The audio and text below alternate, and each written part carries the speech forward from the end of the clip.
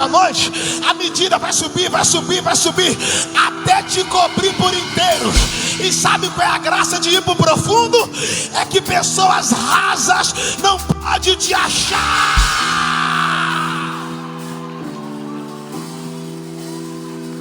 Eu vou ler um texto. Mas Deus não pediu Ana, filho. Senta aí, gente. Senta aí. Deus não pediu Ana, filho. Ela que quis dar. Ela quis dar e Deus quis receber. Ela entregou um filho para Deus sem Deus pedir. Vou repetir. Ela entregou um filho para Deus sem Deus pedir. Mas quando Abraão teve Isaac, Deus viu para Abraão e disse: o seu eu quero. A Ana deu um filho sem Deus pedir, e Abraão deu um filho com Deus pedindo. Não são dois filhos, são duas ofertas. A diferença é que Samuel é uma oferta voluntária, e Isaac é uma oferta de Qual a diferença? Você não está pronto para isso, mas eu vou falar. É que quando Ana entregou, oh my God, Ana entregou Samuel para Deus, Deus visitou a madre dela e deu para ela 5 filhos. Mas quando Abraão entregou Isaac para Deus, Deus entregou para ele as estrelas dos céus e as areias da terra. Porque para Deus a oferta de sacrifício tem mais peso do que a oferta voluntária. A oferta voluntária é aquela que sai do seu bolso, mas a oferta de sacrifício é aquela que sai do coração. Pega aí. É por isso que na cruz ele não foi como oferta voluntária. Na cruz ele foi como oferta de estar. Olha o resultado da cruz aí, ó. Você não está aqui. Olha o resultado da cruz aí. Quem pode adorar a Ele? Quem pode adorar a Ele?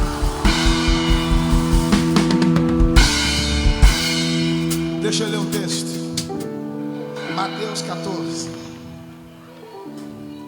versículo 17.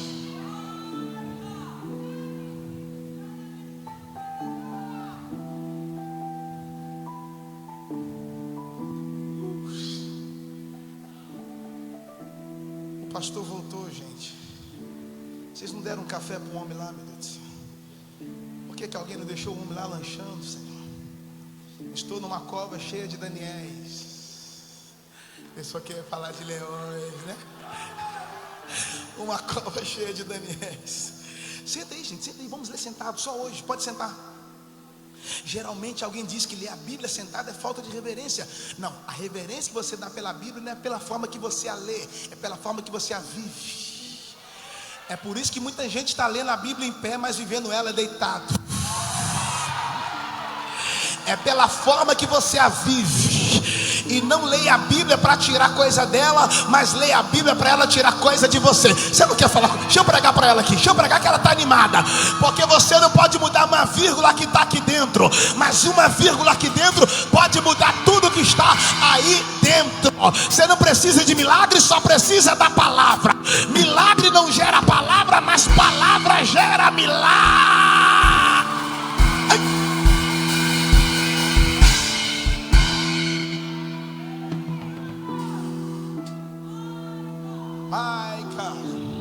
Todo mundo.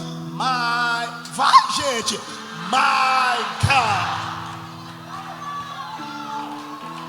Mateus 14, 17.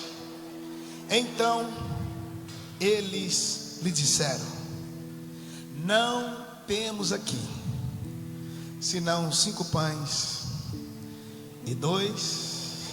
Quem diz amém? Fala pro irmão, dá glória aqui, não paga nada.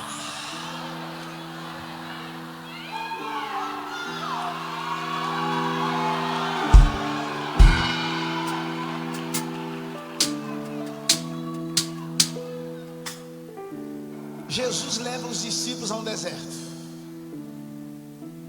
Mateus 14. O evangelho de Mateus é o evangelho do reino. O evangelho do reino é uma manifestação do próprio rei, materializando esse reino em nós. O reino de Deus não é parede, o reino de Deus é pessoas. A primeira pregação de João Batista foi: arrependei-vos, pois é chegado o reino. Não existe reino onde não há arrependimento. O grave problema é que tem mais crente convencido do que crente arrependido. E convencimento gera movimento, mas arrependimento traz avivamento. Avivamento não é o fogo cair, avivamento é o fogo espalhar. Aí a Bíblia diz que Jesus prega o evangelho do reino em todas as cidades. Mateus 4, e todos ouviam ele falar sobre o reino. Mateus 5, bem-aventurados os humildes, porque deles o reino não é para soberbos. O reino não é para os almofadinhas gospel. O reino não é para os mauricinhos de Jesus. O reino não é para as estrelinhas evangélicas. O reino é para quem tem corações. Deixa eu tentar ir mais fundo. Quando Jesus veio à terra, ele fundou uma escola, a escola do reino. E na escola do reino só tem duas matérias. E Jesus diz: aprendei de mim. Sou manso, sem forçar a barra, mas fala para o irmão do lado: as matrículas estão abertas. Mateus 6, buscai primeiro o reino. Mateus 6, venha a nós o teu reino. Mateus 6, porque teu é o reino. Mateus 6, e ele falava do reino para todos. Quando ele foi para a cruz, colocaram uma placa: eis aqui o rei. O interessante é que quando ele ressuscitou, no entorno de 40 dias, pregou o evangelho do reino para todos os seus discípulos. A grandeza do reino não está no seu reino, a grandeza do reino está no rei. Porque o reino só existe por causa do rei. A pessoa mais importante do reino não é o mensageiro. A pessoa mais importante do reino não é o copeiro. A pessoa mais importante do reino não é o chaveiro. A pessoa mais importante do reino é o rei. Há alguns dias atrás, agora, mês passado, eu tive a oportunidade de retornar à Inglaterra.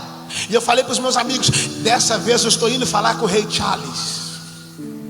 Eles olharam com um olhar de inveja e disseram: metido, quem te deu essa moral? Eu falei: não interessa, me acompanhe que eu vou lá falar com o rei. Só que quando eu cheguei no palácio eu não consegui entrar, porque o rei nem me conhece. Ele nem sabe que eu existo. Mas tem um detalhe: o rei de baixo não me conhece. O rei de baixo não me deu acesso. O rei de baixo nem sabe que eu existo. Mas o rei que está sentado no trono em cima me gerou, me formou. Vamos mais fundo, vamos mais fundo. O interessante é, quando eu olhava para a história da rainha Elizabeth II, eu tinha uma inveja santa. Eu achava que aquela velhinha não ia morrer. Eu olhava para ela e falava: essa senhora não morre, gente. Quase 150 anos de idade. Acho que a primeira amizade de Noé depois do dilúvio foi com ela. A mulher não morria, uma saúde invejável. Mas o problema não é a rainha não morrer. O problema é que o príncipe Charles não podia governar, porque dois reis não ocupam o mesmo trono. Até que a rainha morreu e o príncipe Charles foi aclamado rei. Ou seja, ninguém nasce rei, se nasce príncipe e depois se torna rei. O único que nasceu rei foi um tal de Jesus. Você não está aqui. Nasceu como rei, foi para o ventre de Maria como rei, foi para a manjedoura como rei, cresceu como rei, andou como rei, falava como rei, pensava como rei, enxergava como rei, ouvia como rei, comia como rei, entrou em Jerusalém como rei, foi para a cruz como rei, porque só pode governar quem tem coroa. Morreu como rei, ressuscitou como rei, você não está aqui, apareceu para os seus discípulos como rei, subiu para o céu como rei. Quando chegou no céu, Deus mudou. Agora não é mais rei, agora é rei dos reis, rei dos reis e Senhor. Agora eu entendi o salmista: levantai, ó porta, as vossas cabeças, levantai, ó portais eternos. Para quê? Para que entre o rei da glória. Mas quem é esse rei da glória? O Senhor dos exércitos, poderoso. Irmão, eu não sei se vale um glória a Deus, mas lá vai. A Angola tem um presidente, mas a igreja tem o rei. O rei, quem tem o rei? rei aqui. Então você tem tudo. Quem tem tudo e não tem o rei não tem nada. Agora quem não tem nada e tem o rei tem tudo, tem tudo, tem tudo, tem tudo, tem. Senta, senta, senta.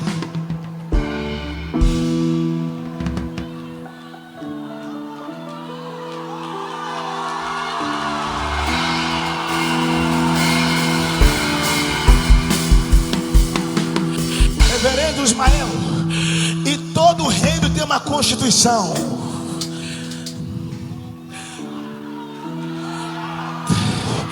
Todo reino tem uma constituição. Não pode ser apagada, não pode ser rasgada, não pode ser queimada. É o documento do reino. Então todas as manhãs quando você acordar, primeira coisa que você precisa fazer, abrir a Constituição. Porque o diabo vai chegar para você e vai falar: aceita, você está depressiva. Você vai dizer para ele: peraí, miserável, uma coisa que você está falando, outra coisa é o que está escrito. O que você está falando não pode mudar o que está escrito, mas o que está escrito pode mudar o que você está falando. Vocês estão aí? Vocês estão aí? Deus está dizendo: não importa o que os homens estão fazendo, o que importa é o que está escrito.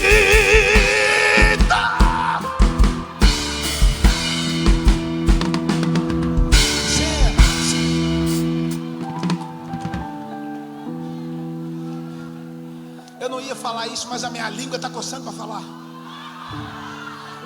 Jesus levou os discípulos ao deserto, porque no ministério de Jesus o Espírito levou ele também ao deserto. Isso significa que você não pode levar ninguém a lugares que você nunca esteve antes. Tem gente querendo curar feridas profundas, mas ainda não sabe lidar com ferimentos rasos. E Deus está te chamando de flecha nessa noite. E sabe o que é a graça da flecha? É que a flecha você coloca na aljava, que começa com a letra A. Depois ela vai para a mão do arqueiro, que também começa com a letra A. Depois ela vai para o arco, que também começa com a letra A. Depois ela vai para o alvo. Só que antes da flecha ir para frente, o arqueiro puxa ela. Porque o primeiro chamado não é ide, é vinde. Vinde, vinde, vinde a mim. Depois ide. Você está aí ou não? Para de falar para Deus aquilo que você ouve de todo mundo, e vai falar para todo mundo aquilo que você está ouvindo de Deus. Prepara para dar um glória caprichado aí. Então, toda vez que ele te puxa para trás, os fofoqueiros não entendem. Eles pensam: uai, você está retrocedendo? Uai, você está retrocedendo? Mas Deus está dizendo: o que para muita gente é retrocesso, para Deus é impulso. Ele só está te impulsionando. Essa calúnia é impulso, essa perseguição é impulso. Na hora que ele te soltar, levante as mãos, levante as mãos. Lá no Brasil, as imagens que aparecem da África, oh meu Deus, nem poderia falar isso. É uma imagem triste. Eles nunca querem mostrar a verdade, só querem mostrar a miserabilidade de um lugar. Mas guarda isso, Deus está levantando Angola, está levantando Luanda, e o mundo vai ter que ver que o que Deus está fazendo aqui é maior do que a imagem da TV. Quem faz parte dessa geração? Quem?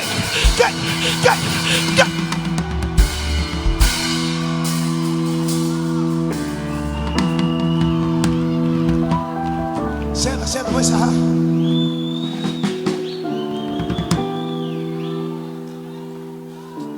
A Bíblia diz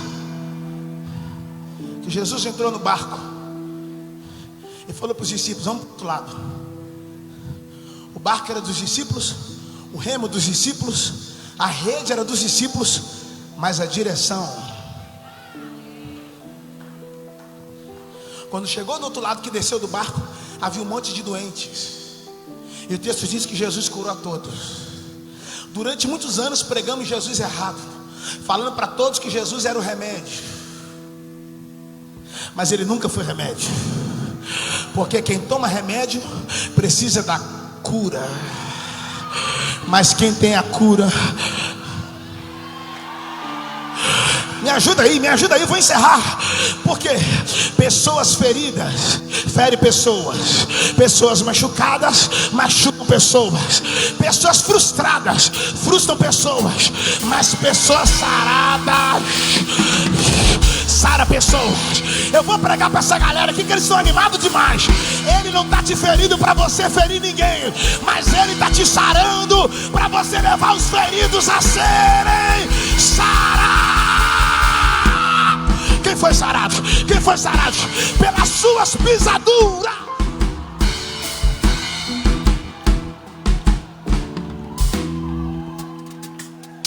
Ele curou todos. E de repente uma notícia: João Batista, seu primo, morreu. Diga, morreu. Não, grita aí e fala, morreu. Sabe o que é engraçado? Senta aí, gente, senta aí.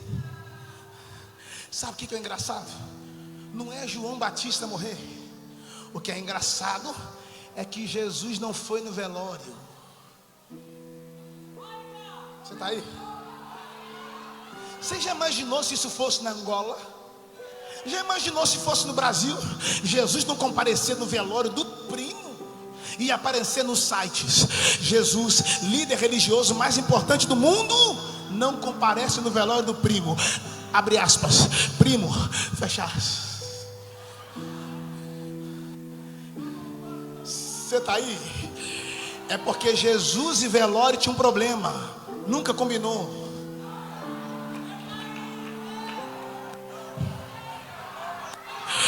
No ministério dele todo, ele só tinha um problema: frequentar velório. O único problema de Jesus era só ir em funerais. Não pegou ainda? Todo morto que ele via.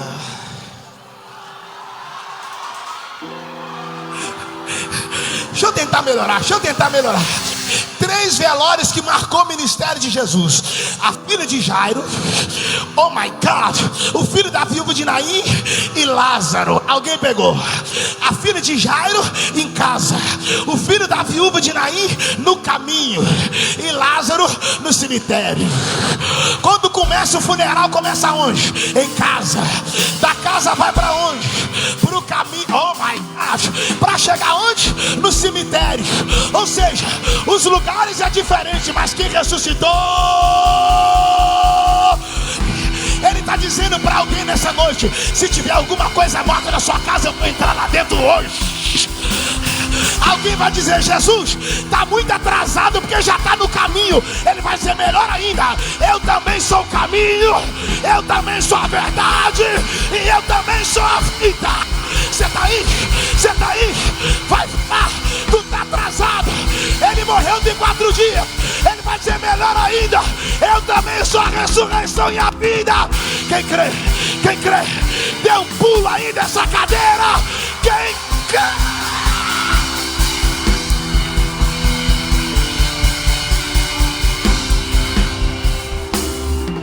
Senta para eu encerrar, senta.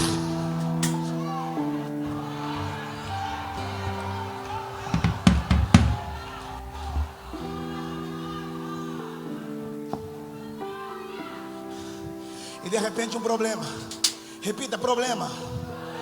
Thank you. Você já percebeu que ninguém gosta de problema? Mas quanto menos você gosta de problema, problema você não agenda ele, é ele que agenda você. Só que uma coisa é ter problemas e outra coisa é... Eu não falei nada, quem pregou foi ele. Uma coisa é ter problemas, outra coisa é devagar. Pergunta, irmão: você tem problema ou você é o problema? Quem tem problema não vai deixar uma conferência dessa em casa. Quem tem problema, sexta-feira, calor terrível, eu tenho problema, mas eu tenho alguém que dê a solução. Agora quem é o problema, vem não. Gastar dinheiro para quê? Trazer pregador de longe. Quem é o problema critica tudo. Quem é o problema não gosta do som, não gosta do pastor, não gosta do pregador, não gosta do teto. Mas eu não vim pregar para quem é problema, eu vim pregar para quem tem problema. Se tem problema também tem solução. Se tem problema também tem resposta.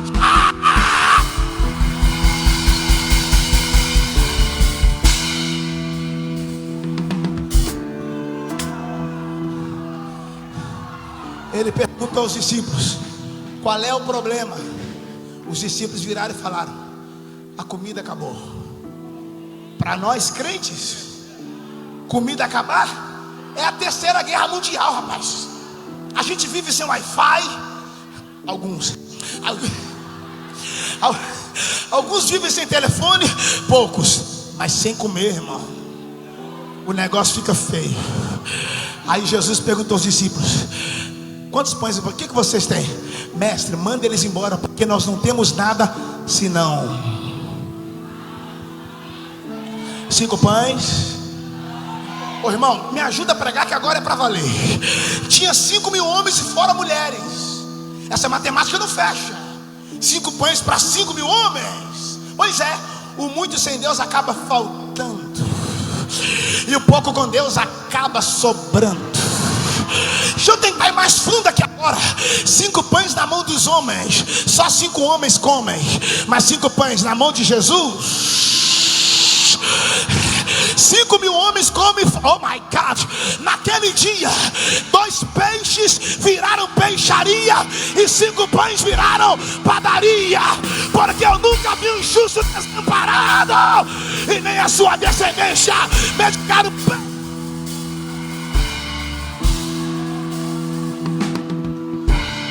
Ele pegou os pães, mandou todo mundo se assentar. Sentar. Mandou todo mundo se assentar. Eu acho que essa é forte, hein? Levantou para cima, deu graça e... vai, gente. Na verdade ele não partiu. Na verdade ele...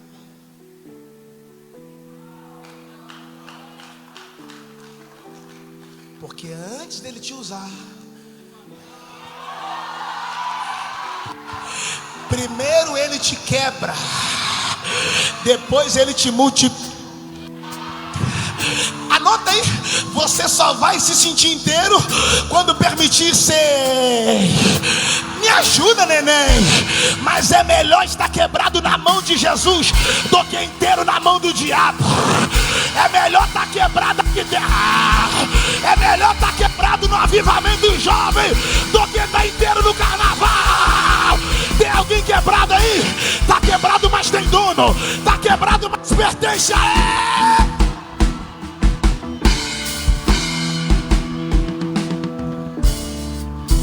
A mesma mão que te quebra é a mesma mão que te muda. Senta aí, é a última, senta aí. Quando ele quebra, ele está ensinando algo. Não existe crescimento sem dor. Quanto maior é o crescimento, maior são as dores. Só que a dor é o maior sinal que você ainda está vivo. Porque a contração é o sinal que aquilo que você está gerando está prestes a nascer. Entende? Você não pode viver de dor, você tem que viver de propósito. Porque quando você foca na dor, você deixa de viver o propósito. Mas quando você vive o propósito, o Deus do propósito cura você de todas as dores. Dá para ir mais fundo? Tá. Quantos pães eram? Quantos pães eram? Engraçado, ele quebrou os pães, mas não quebrou os peixes. Por que ele só quebra os pães, mas os peixes não? Porque os pães quem faz é o homem. Agora os peixes quem fez. Ou seja, tudo que o homem faz ele pode quebrar. Agora tudo que ele está construindo na catedral, no não vai ter invejoso, não vai ter bruxo, não vai ter macumbeiro que vai quebrar, porque aquele que começou a boa obra em vós. Diga para 3 pessoas: ninguém quebra o que Deus está deixando inteiro. Ninguém quebra o que Deus está deixando inteiro. Ninguém quebra.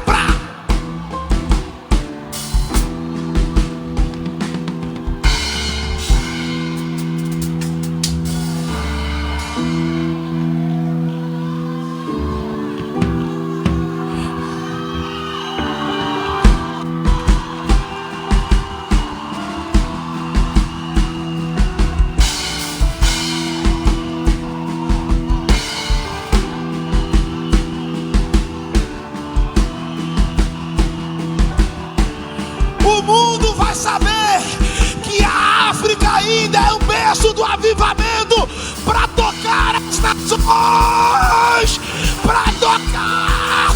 Quem pode tirar 30 segundos, 30 segundos, 30 segundos para falar alguma coisa para o teu rei, para o teu pai, para o nosso My King? Salta o seu glória, salta o seu aleluia, dança, pula, chora, grita, entrega.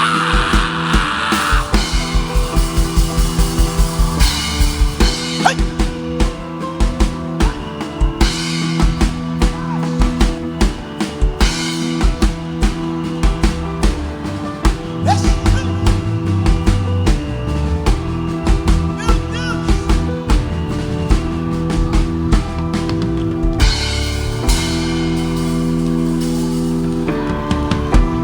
Agora, toda atenção é muito pouca.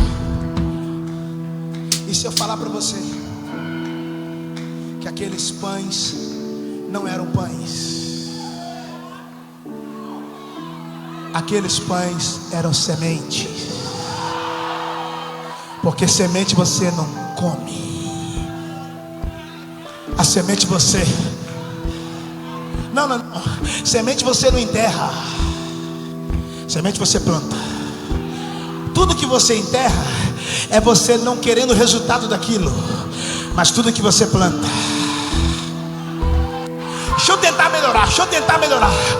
Mas só era 5 sementes. Tudo bem, mas é melhor ter pouca semente do que não ter nada. O segredo não é ter muitas sementes, mas é dar destino para cada uma delas. Toda vez que você come uma semente, você aborta uma colheita. A colheita que você tanto espera está dentro da semente que você tanto despreza. Pega aí, uma semente cabe na sua mão, mas uma colheita não vai caber nas duas.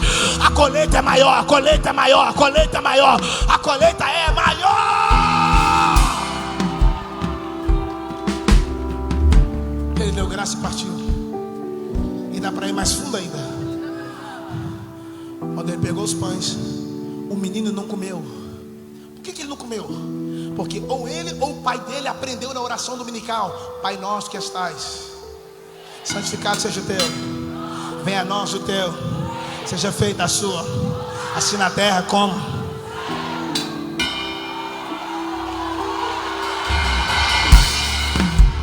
Ele não vai comer? Moço, eu até queria, mas por que não come? Porque o pão não é meu. E é de quem? É nosso, é Pai nosso, é pão nosso, é perdão às nossas dívidas. Nada que é seu, é tudo nosso. E o que é dele? Reino é dele, o poder é dele, o governo está. Agora, para eu encerrar, você tem que falar para o irmão do lado assim, ó: pega essa e leva para casa. Fala para ele.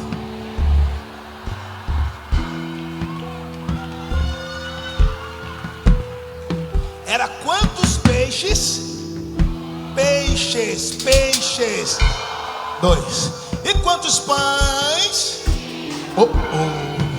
Eu vou repetir. Quantos peixes eram? 2 peixes. E quantos pães? Então era o 2 e depois os 5. O 2 e depois os 5. Era o 2 e depois o 5. E nós estamos em que ano? 2000 2020, tá aí ou não?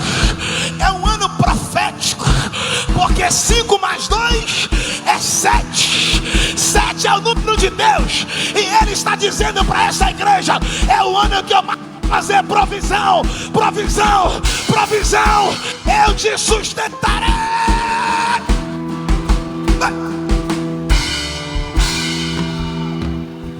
Senta pela última vez.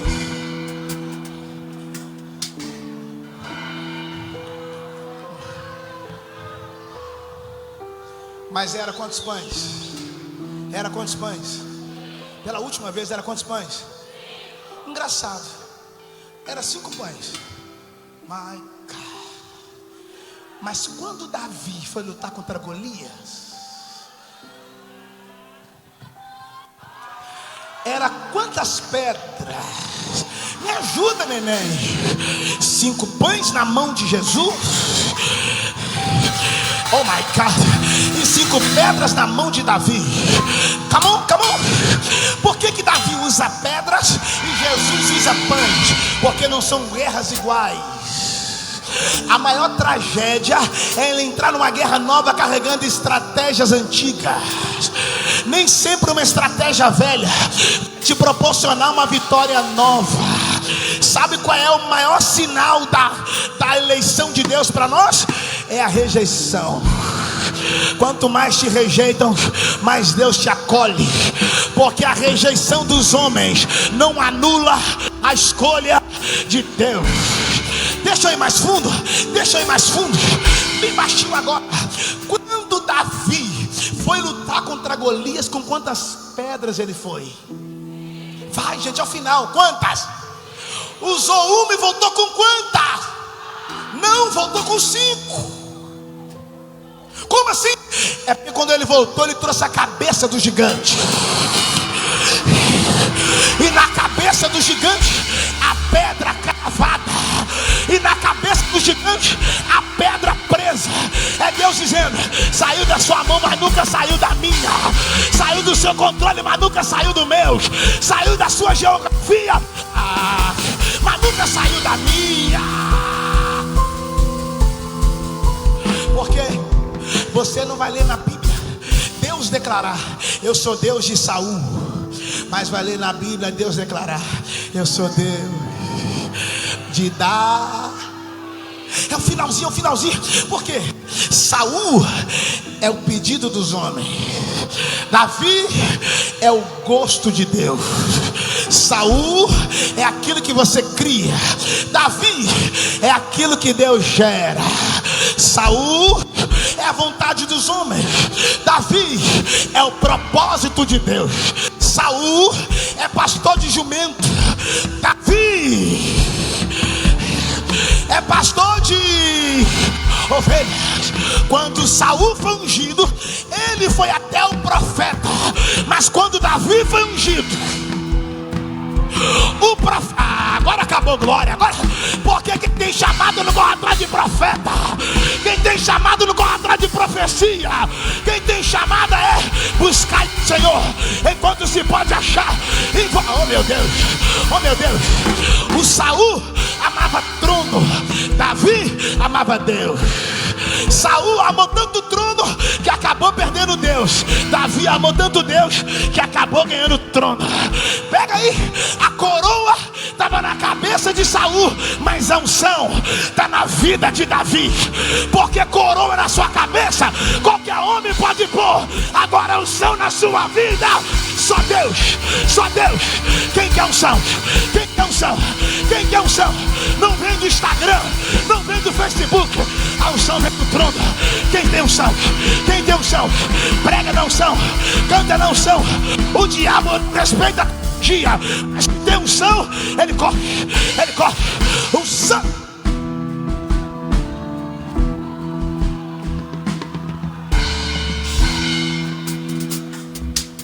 Davi pegou as pedras para matar. Jesus pegou os pães. Está repreendido. Mas se alguém tomar uma pedrada na cabeça, dependendo da pedrada, a pessoa morre.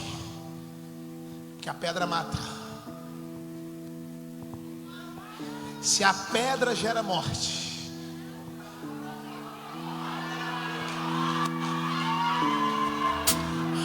o pão gera. Vamos mais fundo para encerrar.